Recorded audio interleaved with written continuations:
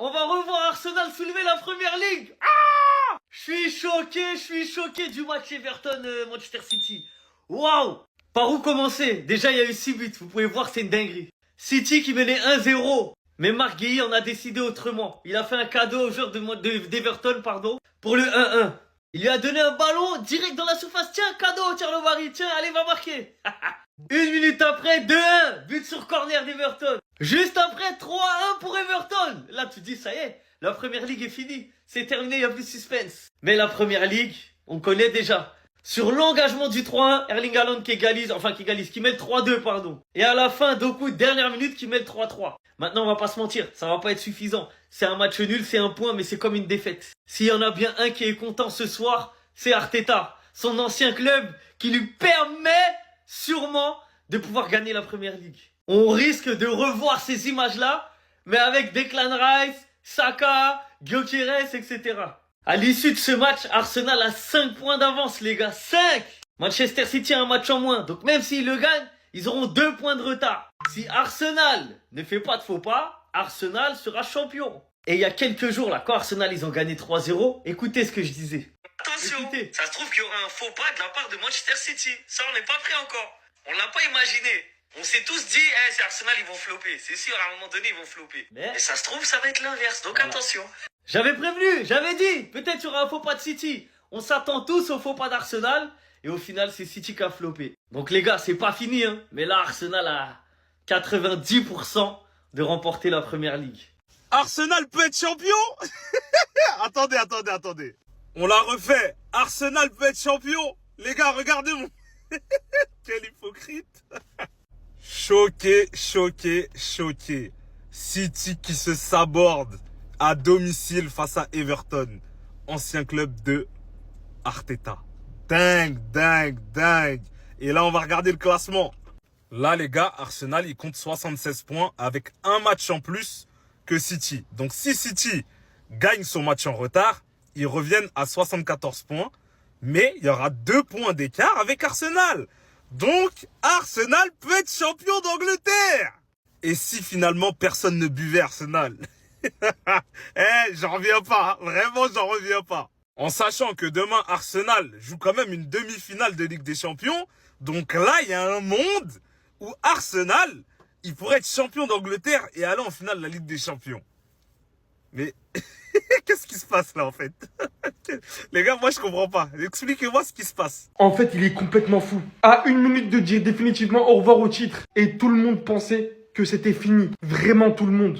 Putain, ce mec qui vient littéralement prendre 100 millions de valeur marchande en quelques minutes de jeu. Alors qu'il avait déjà montré le chemin défilé à son équipe sur une très belle passe de Cherki. Et quel enroulé il nous avait mis. Le relâchement total, Everton colle 3-1 à Manchester City. Une erreur mais tellement professionnelle, pas permise du tout à quelques matchs de la fin du championnat. 1 minute de la fin du match, Doku réceptionne le ballon. Il nous replace absolument une enroulée cette fois-ci du côté droit. Il vient littéralement faire voler le gardien, mais rien à faire. Que dire mis à part heureusement qu'il était là. Dans un match d'une telle envergure, une performance clownesque de la part de beaucoup de joueurs dans cette équipe. De l'inattention, des erreurs à gogo. En fait, je crois que là, vous vous rendez pas compte que c'est l'un des seuls trophées majeurs qui vous reste à jouer. Si ce n'est littéralement le seul. Et encore maintenant, il vous reste encore du chemin. Puisque maintenant, encore plus aujourd'hui que hier, vous êtes obligé d'attendre que Arsenal fasse une erreur. Si ce n'est que peut-être elle n'arrivera jamais. C'est honteux, ce n'est pas permis ce qui s'est passé aujourd'hui. Oh là. Et il y a des gens qui disent qu'ils aiment pas le foot, les gars. Il y a des gens qui me regardent droit dans les yeux et qui me disent non, le foot, j'aime pas. Les gars, c'est pas possible. Mais on vient d'assister à quoi? On a assisté à PSG Bayern Munich. On s'est dit c'est le match du siècle. Mais ce match-là, mais que de rebondissements. City qui menait, City qui était dominant sur la deuxième période avec une très bonne entrée de Barry. On voit qu'Everton prend le dessus par la suite. Avec City, il faut faire attention jusqu'à la dernière seconde.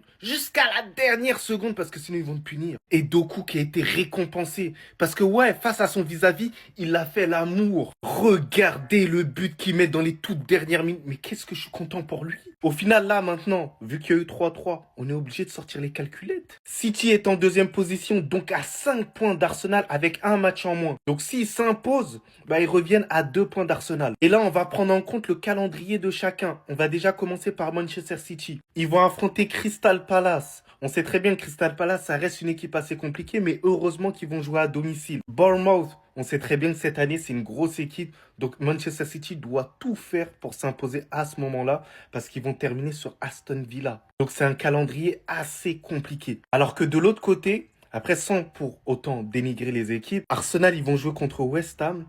Attention à West Ham, parce qu'ils ont quelque chose à jouer. Ils ont quand même le maintien à jouer. Burnley, c'est terminé pour eux, donc voilà.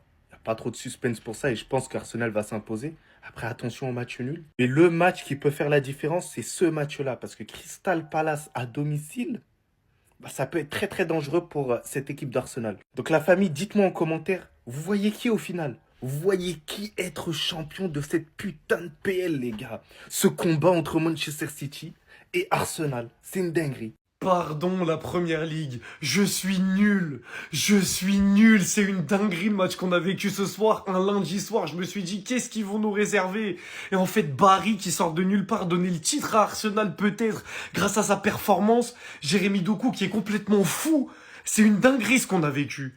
Le plus grand tacticien de l'histoire qui n'a plus la solution, qui est obligé de piaf de l'eau, qui dit qu'il s'est fait bicrave un titre de première ligue par un gamin de 23 piges. City a 5 points d'Arsenal avec un match de retard, ce qui veut dire 2 points même s'ils gagnent leur match en retard. Arsenal ont leur destin en main à nouveau. Est-ce qu'ils vont choke? Je pense que oui. Mais là, en fait, ils sont si proches, ce serait une dinguerie. Et même les 5 points, ils peuvent s'estimer heureux parce qu'ils perdaient 3-1. Haaland, le déjanté qui marque à l'engagement. Et Doku qui met un banger en première mi-temps, un banger à la dernière minute, c'est trop. Si jamais la première ligue se joue à 1 point à la fin de saison, l'histoire retiendra Jérémy Doku ce soir. C'est une dinguerie, la masterclass.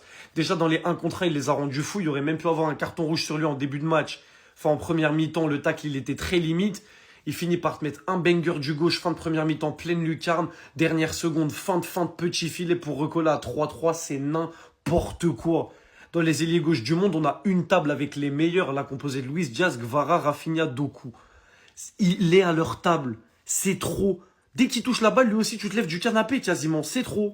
On va aller très vite sur l'entrée cataclysmique de Kovacic parce que ce mec-là, l'entrée qu'il a fait, je suis outré, je suis effrayé à part la passe D sur Haaland à l'engagement.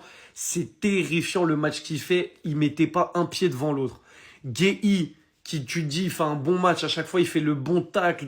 Au dernier moment, c'est lui qui sauve. Mais au final, c'est lui qui relance Everton avec cette passe en retrait qui est effrayante. Donc, est-ce que le match nul est à cause de Guéhi ou grâce à Guéhi?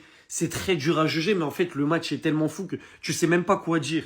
J'ai juste envie de dire merci pour mon lundi soir. Là, j'ai regardé ce match, voilà, je me suis dit, qu'est-ce qui va se passer? Il n'y a que ça à regarder. Au final, match de fou, scénario de fou, but de fou. Barry, un jeune Français qui vient, qui sort de nulle part quasiment, qui vient montrer que c'est un glando et qui va peut-être donner le titre à Arsenal, c'est trop. Et Doku, je t'aime. Voilà. Petite déclaration d'amour envers Doku. Cherki peut-être un peu en dessous aujourd'hui, mais j'en ai rien à faire, je lui ferai pas de procès. Je reste dans le train, vous êtes fous ou quoi?